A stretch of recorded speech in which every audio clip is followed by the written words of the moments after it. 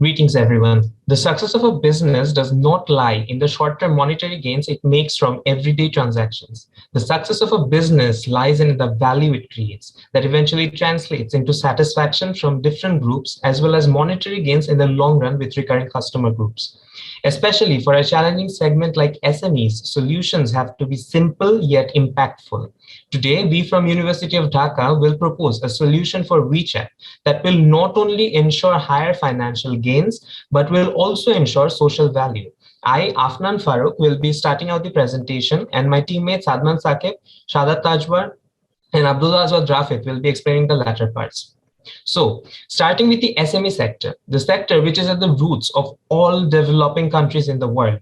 The fact that 90% of the businesses in China are SMEs, there has been an increase of almost 30% in both the numbers of SMEs and the amount of loans lent out to SMEs in 2021 in China establish how important they are to an economy like China. On the flip side of things, providing services to these SMEs is more complex than you can think of. The margins are low, elasticity is high. 3 times more SMEs have failed in 2020 than the previous year due to the pandemic, shows how vulnerable this sector is. Some of the major issues during the year of COVID faced by SMEs include raw material shortages, supply chain breakdowns, rising prices, labor shortages, and the lack of demand. But the more pressing two recurring issues are financing and business skills. Now, here comes the simple yet effective story of WeChat, a company which makes a bottom-up innovation approach with the key proposition of value for users, tech for good. In this process of providing payment as well as operational services, the company addresses the ESG factors through technical solutions. We understand that to understand WeChat better, we simply address 6 fundamental questions: where, when, why, what, who, and how. For the 4 of the simpler questions, WeChat serves merchants and users in the SME market with innovative tech and other value-added services. The 2 more important questions here are why and how they do it. The answer is they want to bring SMEs in an ecosystem to help them survive by providing them solutions to the problems we mentioned earlier. But the real question that we want to ask in this case is, are they being successful in this how section? Is the execution going the right way? WeChat services can simply be divided into core and VAS, which is value-added services. For the segmentation, there are 2 key groups: the key account merchants, which are supermarkets, convenience stores, and department stores. And there are SMEs. To define the scope, we will be only addressing this section in the latter segments. Before we go any further and discuss about the problems, let us address 2 specific sections. Firstly, since we are already dealing with a very specific group of customers, it's imperative to analyze the current product. With the POS payment flow, the merchant does most of the work. From a customer point of view, this might be very easy, but it makes the merchant's work tedious and lengthy. For SMEs whose businesses start with the limitation of resources, spending extra time and effort to ensure payments and paying on top of that to the company can create serious dissatisfaction. On the flip side, in the QR payment flow, the customer has to input the amount, scan the QR, and make the payment. Although WeChat has tried to make the system easier with speech notification, it is not necessarily the most effective, as the merchants have to check if the right amount has been sent. At the same time, the customer might lose the convenience factor for going through the whole process every time they go to any small store.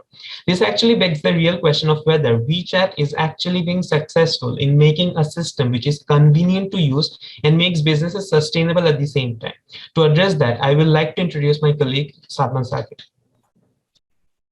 Thank you, Afnan. So, WeChat, driven by Alan Zhang's philosophy of a good product serving a specific purpose, has led the company on its journey to become the first choice for SMEs in China to receive money payments. And the company religiously talked and inquired about their users to understand their needs better, to establish meaningful relationships. And this paved the way for them to develop a robust offering of services for these SMEs. Although at their core, WeChat is still a payment service provider, they want to position themselves as an operations service provider for SMEs. And this is where we found our first obstacle in implementing their ESG strategy. And that is a lack of micro-level awareness among SMEs among adopting WeChat's tech solutions. There is a lack of awareness among these businesses regarding how to use WeChat services and how they can benefit. And in places like fourth and fifth tier cities, many of these SME owners have very little experience using the internet. Now, the second obstacle is that there are gaps in the product market fitness for WeChat and WeChat Pay and its services, which is inhibiting product adoption among the SMEs specifically. Challenges cropped up in the forms of skipped payments, lack of clarity in voice notification broadcast, misperceptions about security and existing inconveniences. The third and perhaps the most crucial obstacle is that WeChat does not currently have a strategic plan to facilitate financial inclusion of SMEs directly from their platform. Although China saw a 29% increase in loans disbursed to SMEs in 2021, there still exists a huge gap in the market. This is an important issue that WeChat must address because, number one, access to financing is one of the most core needs of SMEs in China. Not being able to avail financing is the reason why most SMEs cannot sustain their business. And number two, 90% of China's businesses are SMEs, and the demand for financing will continue to increase in the coming years. And in number three, Alan Zhang himself said that if WeChat cannot cater to emerging user demands, especially a social need, it may prove to be a threat to WeChat. And that is why they cannot risk leaving this gargantuan need of SMEs unaddressed. This all leads us to the main overarching issue here that WeChat Pay and its ESG efforts must address, which is the lack of a sustainable product innovation strategy that encompasses all the categories of SMEs and caters to all their needs. Now, what options did we have in order to move forward with WeChat? Our first alternative is innovation for sustainable product market fit. The advantages of going for a sustainable product market fit are that, number one, we will be able to identify and prioritize targeting all merchants and SME needs. Number two, we can ensure that product is being leveraged to ensure sustainable CSR and partnership with SMEs. Number three, we can stay on top of the emerging demands and needs of the SMEs and the societies where they operate to further solidify our competitive advantage. The main downside to this approach is that the product market fit will largely depend on SMEs' openness to tech adoption, and strategic planning to mitigate this risk is very crucial. Now, the second option for WeChat Pay is to focus solely on merchants and SMEs who are more literate.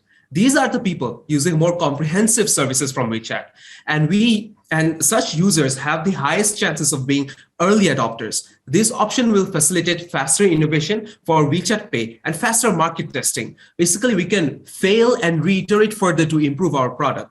And there is no little association, and there's no risk associated with educating users about our, I beg your pardon, there is no cost associated with educating users about our services. However, this option disregards a large chunk of the market. And for WeChat and Tencent's ESG goals, this trade-off doesn't align with their larger company vision. That is why our decision is to go with the alternative highlighted in green here in this slide, which is innovation for sustainable product market fit. We believe that going forward, this will allow WeChat to create a truly sustainable product for SMEs. This decision that we took stands on three main pillars. Firstly, the inclusivity of the SMEs. And secondly, the sustainability of the businesses for SMEs. And thirdly, the user friendliness so that our users, our SMEs, do not face any inconvenience while using our services. My colleagues will go into the detail of our plan shortly. But before that, I would like to assert that the core idea behind our plan going forward is to hook the SMEs by convenience and ease and drive their business and retention by leveraging the community. Now, it is imperative to see what our big idea shows in terms of product, right? And what we are suggesting. The new POS system we are suggesting basically has two screens, one for the merchant and one for the customer. Each time the merchant generates a bill for a customer, a new QR code gets generated. What essentially happens through this is that the previous problems that the merchants had to face due to customers wrongfully paying some wrong amount or skipping payments as a whole kind of goes away entirely, because each time a unique QR code is generated, it automatically means that only the exact bill amount will be generated through the QR code, which means as soon as a customer scans that QR code, that customer becomes liable to pay exactly that amount. So now, if we look at how this entire thing works in terms of a diagram, the merchant creates an order and then inputs the amount that the customer needs to pay. This amount goes into the screen of the customer, as you can see in the first blue box, and it also generates the first unique QR code. As soon as the customer scans the first unique QR code and inputs the PIN code, they basically get a notification of how their payment got completed, and the same notification is then transferred on to the merchant screen, as a result of which removing the problem that was existing in the system. But if we impose this POS system throughout different levels, what is our action plan? We've divided this into 3 particular stages. The first one being setup and piloting, the second one being adoption and inclusion, and the third one being sustainability. Now, if we look at the dimensions of the people we are potentially targeting, or the things we'll factor in terms of SMEs, we've looked at tech literacy, we've looked at willingness to adopt by different SMEs, and we've also looked at firmographics. If we come on to the first step of the action plan, which is in terms of setup and piloting, we have taken 4 steps into account. Firstly, we will identify SME hubs with high concentration of SMEs.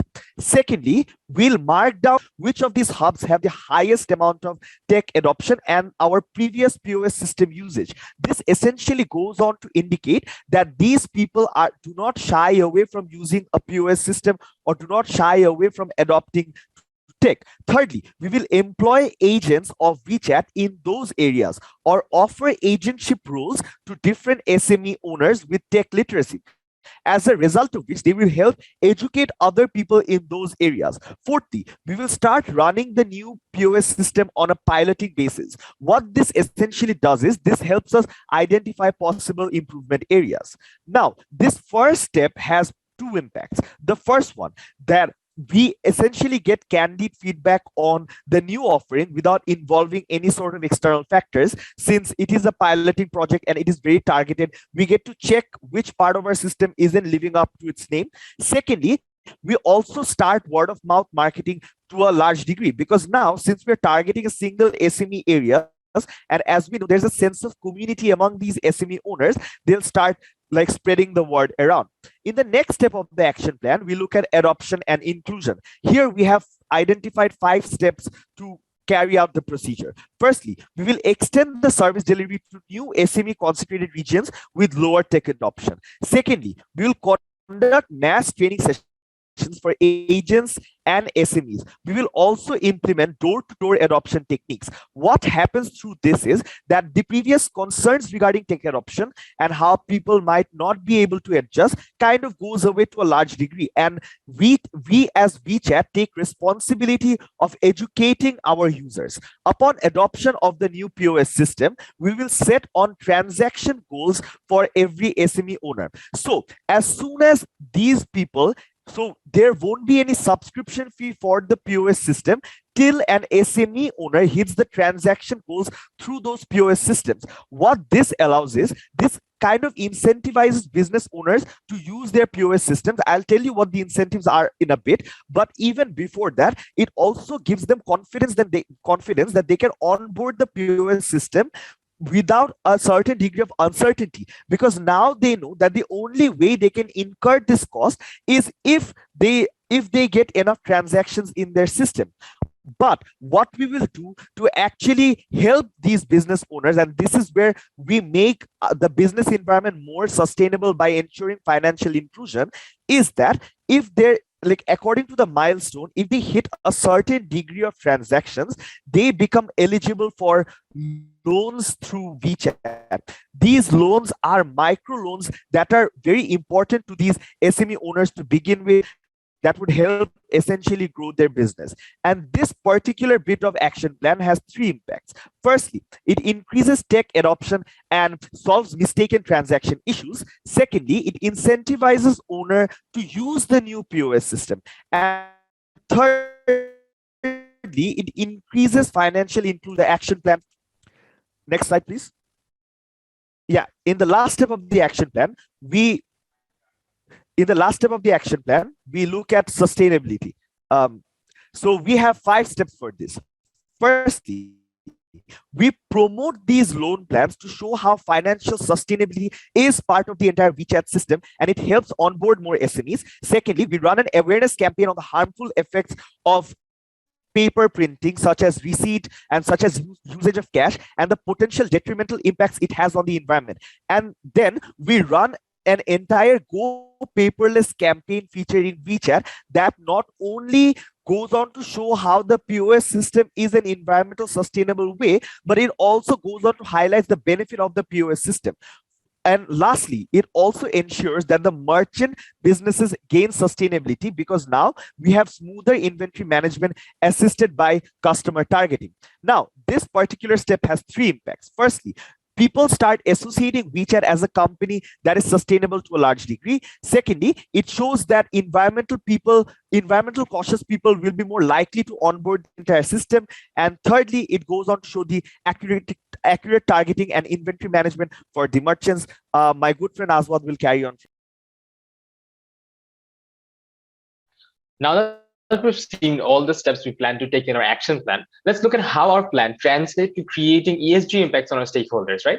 So we've broadly classified our stakeholders into 4 groups: the community and the environment, the end users, meaning the merchants and the SME owners, and business partners and business operations partners. Starting with the ESG impacts on community environment, the provision of POS devices revolutionizing the ease and security of payments of SMEs can be supported by the Tencent Charity Foundation. Using the funds to make the POS device readily available to the SMEs that require it, using the value-added services such as inventory management, there will be lower wastage by SMEs, and going fully paperless will create a positive impact on the environment. Our step to increase financial inclusion of SMEs will enhance business sustainability and will impact the entire SME community as a whole. Now, coming to the ESG impacts on the end users or the merchants, our new POS device eases the transaction process to a large extent that saves time. Through inventory management, the SMEs can take data-backed decisions and plan ahead. Moving on to the ESG impacts on business partners, the government and NGOs can say of which SME is performing well or which one needs aid in any form. This will help them target their initiatives better, which will give them a higher social impact and ROI.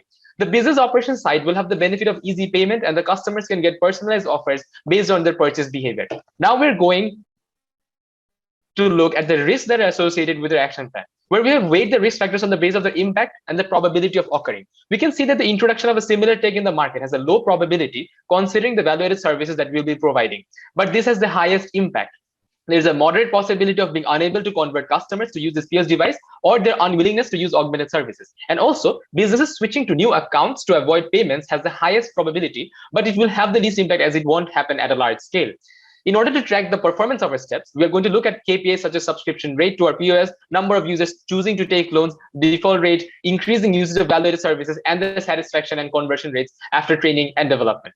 The action plan has been spread throughout a timeline of 3 years, where we start with SME hub identification, pilot the POS system before extending the service to new zones, and then we plan to introduce the financial loan service from the beginning of 2nd year after we have enough data to formulate a credit rating of the SMEs. Then we'll start promoting the Go Paperless campaign and the positive impacts of it. So in a nutshell, our new POS device does not only solve the problems of SMEs, but also brings the community together with its value-added services and makes the lives of SME owners a little bit better. This is the only way to extend financial inclusion to these SMEs and establish business sustainability by being there for them in their times of their need. Thank you so much for listening to us. That was all from us. Thank you. Thank you very much, team University of Dhaka, for your presentation. I would now like to invite our judges to ask questions for the Q&A. Tech team, please put a timer at 15 minutes. Yes, I have a question. Regarding your new POS system, what are the new thing? Is it only the streamlining of the of the payment process, or what are the new technology involved?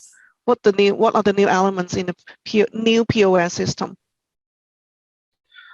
Thank you so much for this question, ma'am. So we believe that the new POS system is going to be more user friendly in a way that this will be designed to be more simple to use, and we will also divide this POS interface into two ways. For example, we have divided the merchants into two classifications, right? So the merchants who are tech savvy and the merchants who are not usually used to using these tech solutions. So we know that there are value-added services of WeChat already. For example, the WeChat mini shop, where you can actually use the inventory management. You can actually see how much sales you're incurring. You can actually get a financial statement at the end of the month. We plan to include these services in the POS system interfaces that are given to the tech-savvy merchants, and we do not plan on giving this to the merchants who are not used to using these tech services to begin with. We want to make this entire interface so simple to these merchants who are not used to using these services that they can only just tap into 2 or 3 clicks and then actually take the payment, because they do not have to have a robust inventory management or a sales or generating financial statements at the end of the month, because they do not have that much transactions to begin with. But we still want them to adjust to this technological solution that we want them to use, because we've seen that as per data, of the that a simple version of the interface is important. And for the tech savvy merchants, we want to give services, for example, inventory management, the services that WeChat mini shop is already giving. We all want to integrate those in that POS system, so that as soon as they generate an order, that is also collected within the inventory management, sales generation, and the financial statement all together. That's the ecosystem that we want to build with the tech-savvy merchants to begin with. And for the new adopters, we want them to have a very simple interface so that they can adjust to it. Okay. Do you plan to charge the tech-savvy one with the value-added services? So ma'am, like we've mentioned before, our initial target is to onboard them as much. So till they hit a certain transaction goal, we won't be charging them at all. But the fact that they've hit a certain transaction goal would imply that they have now started using the service and they've seen how smooth the service runs. And only after that will they incur a subscription fee. And for the value added services, the subscription fee will be marginally more than the other. But the fact that through the value added services, they get to see that there is a more efficient inventory management system, and that because they have all the payment informations in one place, they also kind of know how to target their customers better. Due to all of this, they kind of realize to an extent why this POS system becomes so important. So we feel like there will be a willingness to pay the subscription fee as well at that point. So we feel like the important thing to note here is the transaction milestone bit. If I can add to my teammates' answer, so basically, after they reach the target that we'll be setting for them, the milestone, and if they cannot retain that similar quantity of sales for the upcoming months, then we will be able to understand that these merchants have faced some business issues for which it might be difficult for them going forward to take our services or pay for our services. And that is when, in alignment with our CSR spirit, we will decide to then not charge them for a few months till they again reach that milestone through their businesses. Thank you. So can I, sorry, Sally, go ahead. Go ahead, Kevin. No, I just a follow-on question, to Sally's point, right? I mean, so you don't intend to charge them for the time being, right? So have you looked at what is the commercial proposition for this? If apart from CSR, I hear that, what's the commercial proposition? How much investments, does WeChat need to put in, and what is your break even? Have you thought about this? I don't see any of this coming out in your presentation yet.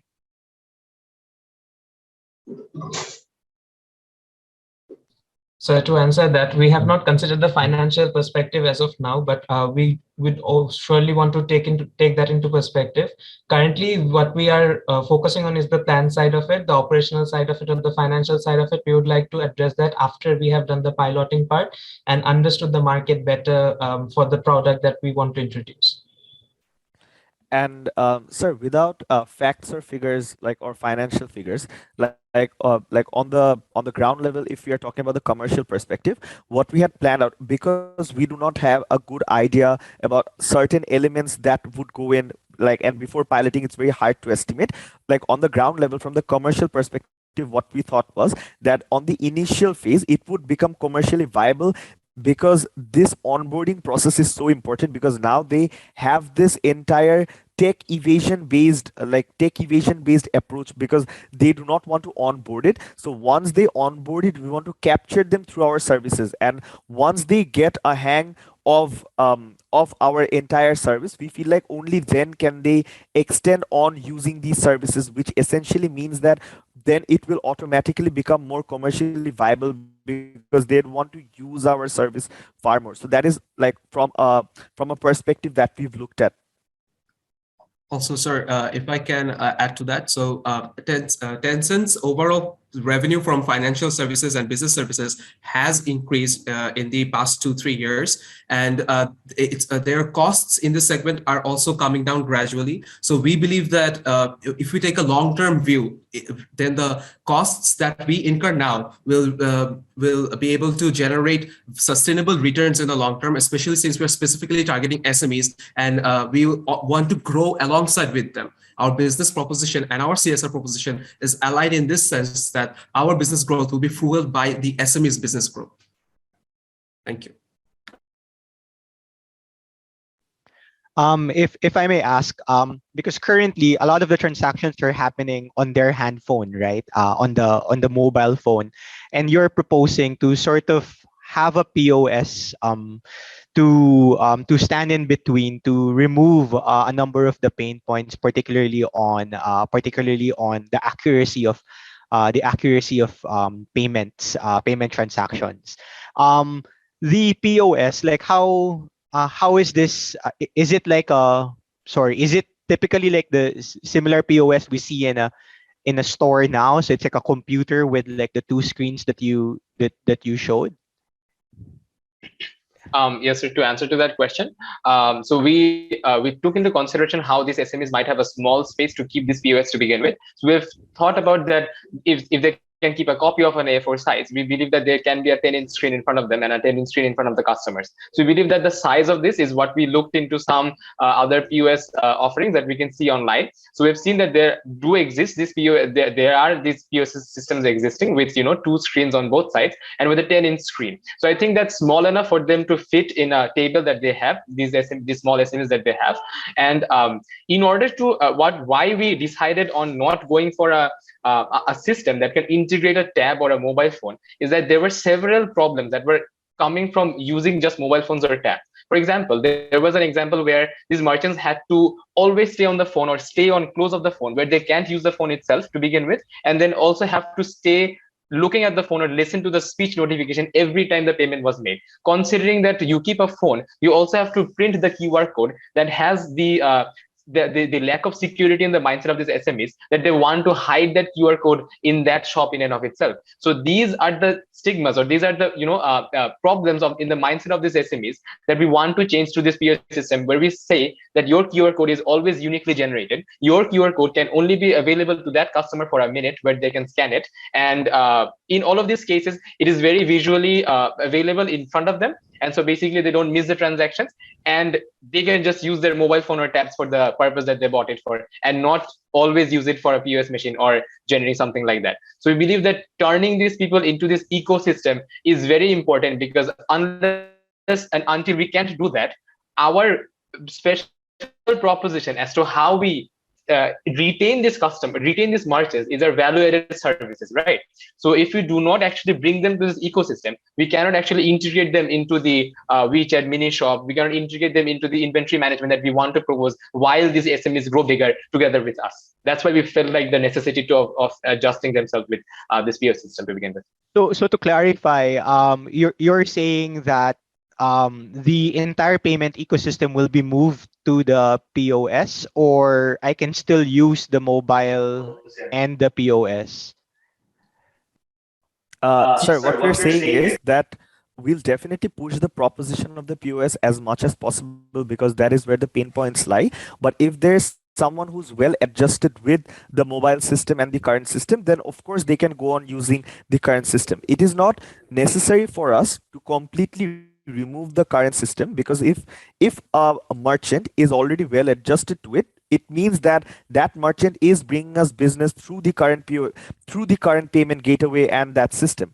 Our, like, what we wanted to do is onboard the ones who went away because they felt like there were security issues and that there were other issues associated with the current system. So this is more of a service offering for the people who were reluctant to use our service or who moved away from our service to begin with. And in our piloting, like we mentioned before, we wanted to use already tech-savvy SME owners to check and to product test to an extent. But then again, in the second phase of our action plan, we did capitalize on the fact that in SME hubs that do not currently use our POS system, we would definitely extend to that bit and then also conduct mass trainings and then run our agent programs so that there's like a smooth transition into this entire new system and the usage of it.